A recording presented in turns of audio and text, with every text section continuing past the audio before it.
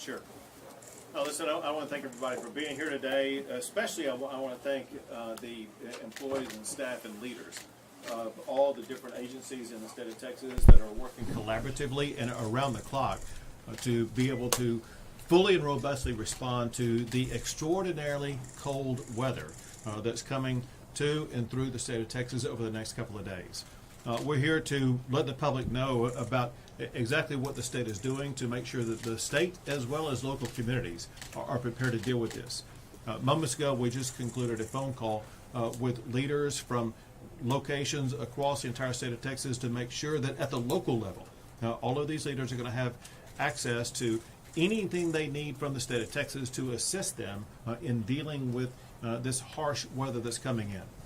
One good thing about the weather this particular time, and that is we do not expect very much precipitation, whether it be snow or ice or anything like that, that will complicate roadways or living conditions.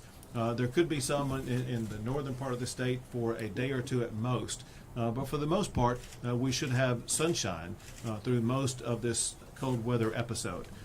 One thing that we do know, and that is with the ultra cold temperature for several days, there are many people in the state of Texas that are wondering about or may be concerned about the power grid.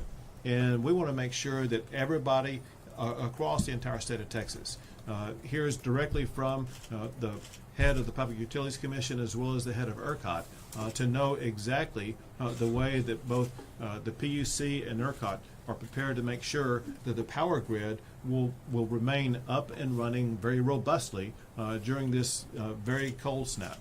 And in that regard, I will turn matters over to the chair of the Public Utilities Commission at this time to tell you more about what they have done and will be doing to make sure that the power stays on. Thank you, Governor. The grid is ready and reliable. We expect to have sufficient generation to meet demand throughout this entire winter weather event. Texans have seen the impact of the landmark reforms. We went through an extremely cold February last winter and a record-breaking summer and delivered power throughout without disruption. These landmark reforms include winterization of infrastructure, both generators and poles and wires. We have more power available than ever before. We've got more backup fuel, and we've mapped the critical interactions between the natural gas system and our power generators.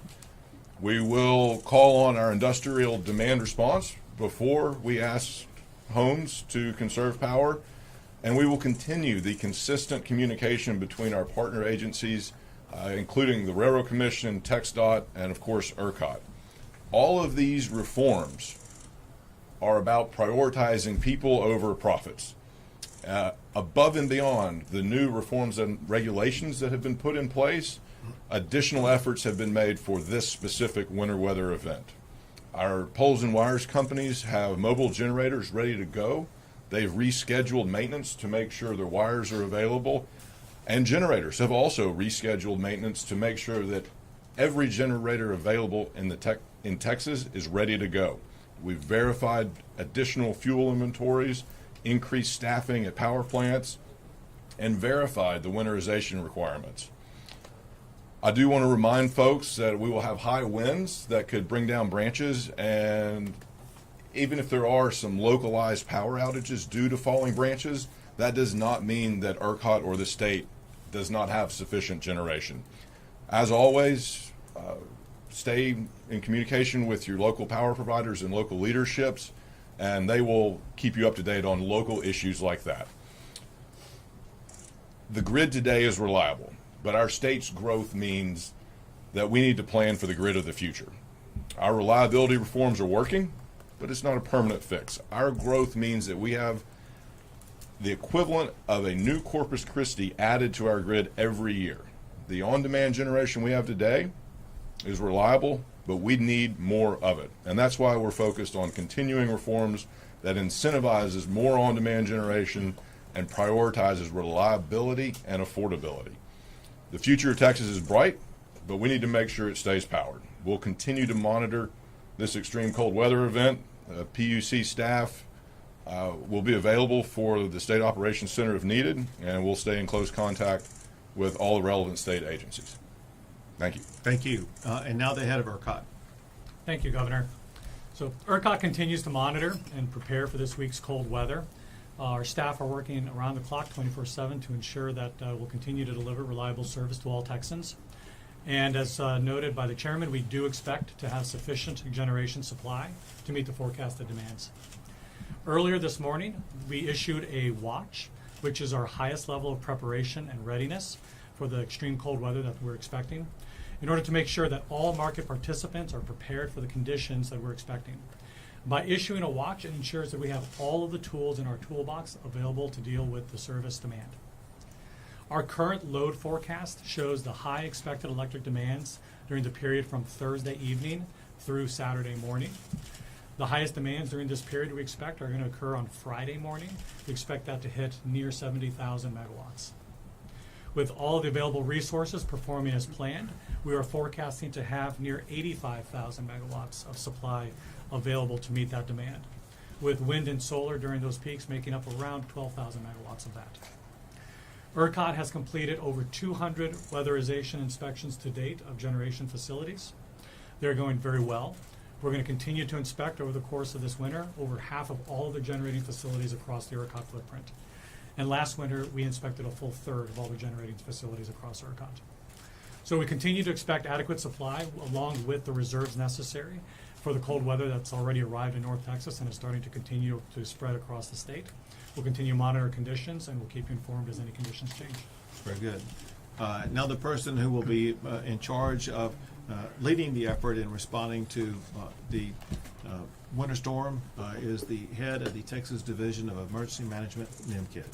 Thank you, Governor. This is a dangerous storm coming our way.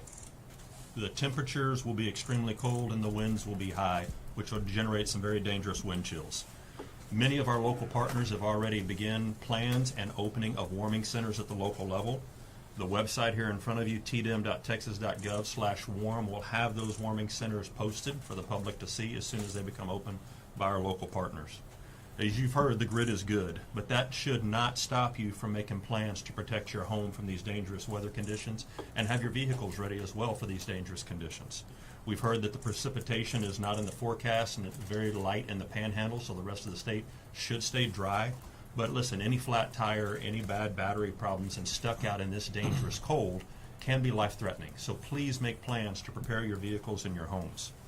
I want to send an extreme amount of gratitude out to our first responders, our 911 call takers, our utility workers, all of the men and women from TxDOT that are going to be out there on the roads and our local public works, not only working through this winter storm, but working through the holidays away from their families. We owe them an enormous debt of gratitude.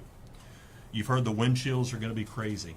Minus 10 degrees is the wind chill in the Dallas-Fort Worth area is what it's expected, and maybe up to minus 30 in the Panhandle. Those are life-threatening conditions. And when we're talking about these life-threatening conditions, carbon monoxide is the #1 killer in times like this. Please help us get the message out. These are preventable deaths. Do not burn wood or gas-burning appliances inside your home without proper ventilation. There should be no carbon monoxide deaths. Help us get that message out. Thank you. One last thing, and that is that these harsh, cold temperatures can pose serious problems for the homes or apartments that people live in. I'd like you to explain more about what people can and should do to make sure that they are able to protect their property. Thank you, Governor. We always talk about the 4 Ps, the people, the pets, the pipes, and the plants. If you have the ability now to go out and continue, and I was out yesterday and I saw this preparing my home, going out and buying all of the insulating supplies for your outdoor faucets. Let's take the time to do that today. Also, it's a good idea to know where your water valve shutoff is for your home or your apartment. If you can go pre-plan that today and know where it is, if the temperatures do get so cold that your uninsulated pipes on your home or apartment or house are broken, you're going to want to know where to go turn that off. So take time to plan that now. Obviously, bring your pets indoors if you can, protect all your plants, but the people and the pets are very important to us. And again, the local warming centers are doing a great job of helping make sure that people that are out on the streets have a warm, safe place to go. Very good. We'll take a few questions. Governor, I know that people, of course, are gonna have dangerous wind chills and other things, but without the precipitation and some things, it's kind of seems like it's less maybe of a threat than it was. Yet people seem to be very paranoid about this and worried. Do you feel like there's the trust that's needed in the system, or do you feel like it's just not there? Well, I think trust has to be earned. And we earned that trust in part by going through this past summer with 11 new all-time records for power demand and being able to meet that power demand with ease. I think trust will be earned over the next few days as people see that we have ultra cold temperatures and the grid is going to be able to perform with ease. And so trust has to be earned back over a period of time. And I think that we will show that we can earn that trust. Are there going to be enough staff working during the holiday in case of major issues on the roads or with down power lines and whatnot? Texas is open 24/7, and staff has to be available and will be available 24/7. Whatever challenge may arise, we will have staff available to meet that challenge. Now, we have time for a quick question on what's going on in El Paso. I do happy to answer it, but if you don't mind, if there's anything else concerning the winter storm, let me Governor, take it. you Go ahead. had a question about the wind speed on Friday. Was that a wind generation question, or was that a wind chill question? It was a wind generation.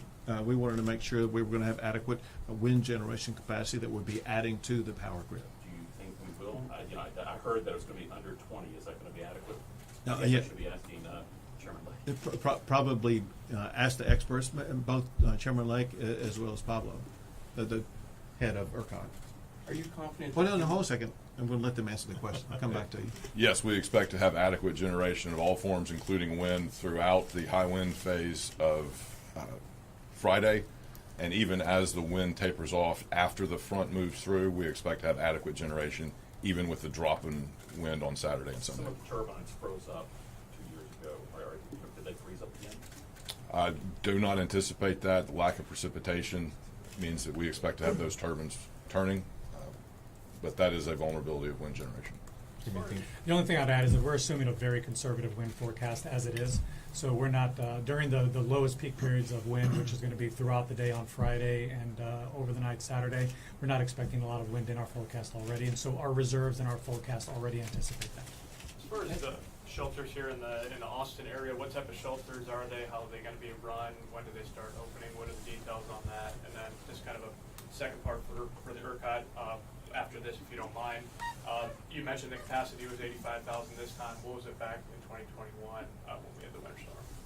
Yep. So the first part about the shelters is cities and counties are responsible for opening their local shelters.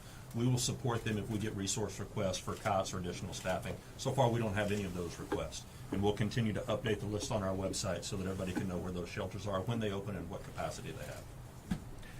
Back in 2021, the issue that came up and the reason why there was the need for load shed events was that the expected capacity was not able to perform as planned.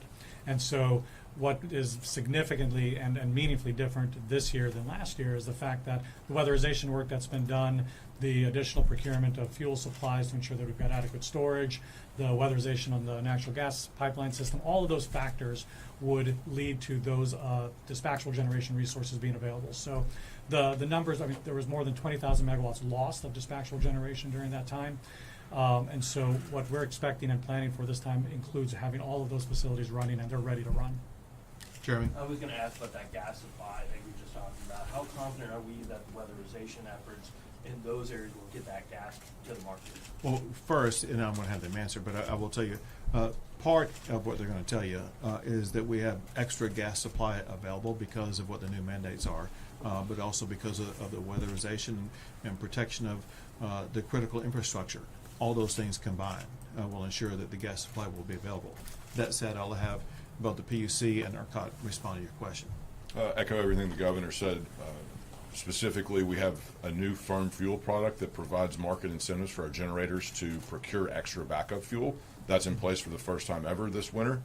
In addition, we now have better critical infrastructure designations on processing plants and compressor pumps for gas station or gas facilities, so that the problem experienced in 2021 of losing pressure in the lines because of loss of electricity that led to power plants losing gas won't occur. This has all been designated critical. It won't lose electricity, and so the gas will continue to flow. And finally, we're working through Turk to have and maintain better communication with the Railroad Commission and both the power generation and natural gas industry than we've ever had before. And we saw the benefits of that enhanced communication last winter. Do you have anything to add? No, that covered it fully. Thank you, Governor. I want to break it down for you real quick, get wonky a little bit, and help you understand. There are three primary different stages along this process. There's the power generators, and both because they are winterized and because they have multiple sources of fuel to last them at least several days during this cold snap. Regardless of what may happen in other parts of this whole process, the generators themselves should have enough fuel to make sure that the power stays on.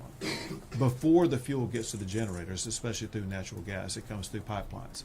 The pipelines are fully winterized and have what's necessary to make sure that there will be no inadequacy of natural gas flowing through the pipelines. Before it gets into the pipeline, it goes through gatherers and processors. And the gatherers and processors have been contacted, at least the primary ones, across the entire state of Texas to make sure that they're using measures like using methanol to prevent freezing and other standards to prevent freezing to make sure that adequate natural gas coming out of the ground will be gathered, processed, and make it into the pipelines. It's completely different than it was 2 years ago. Two more questions? Mr. Vegas, in regards to the natural gas flow, I think there's concern that some generators may try to take advantage of the load and hold back and to wait till we hit that $5,000 cap. What are we going to do to manage and prevent any type of gouging by electric providers during this cold spell?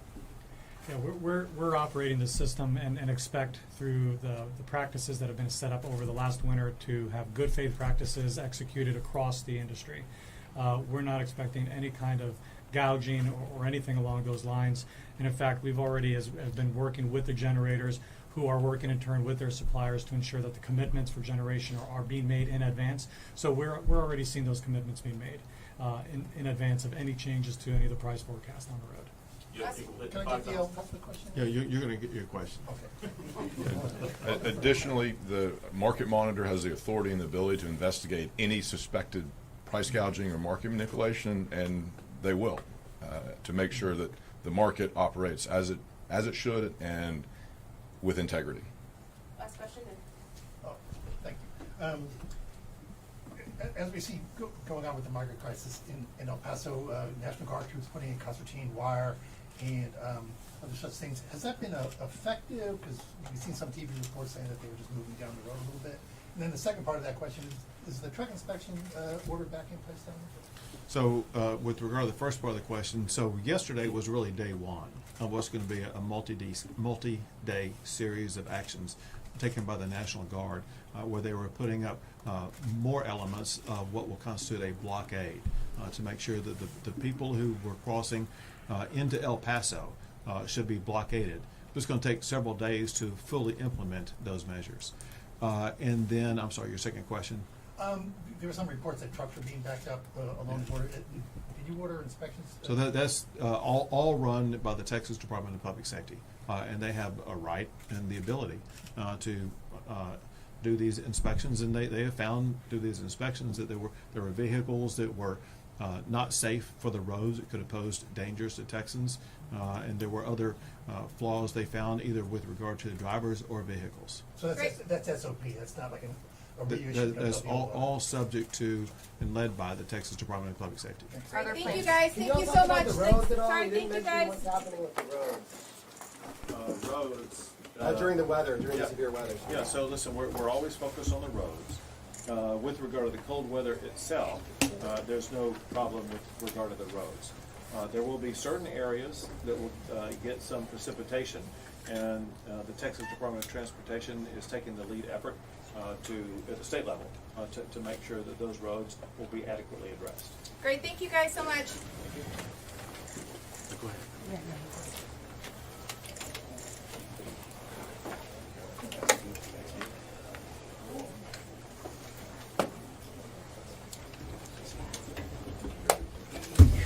So you're Everybody good?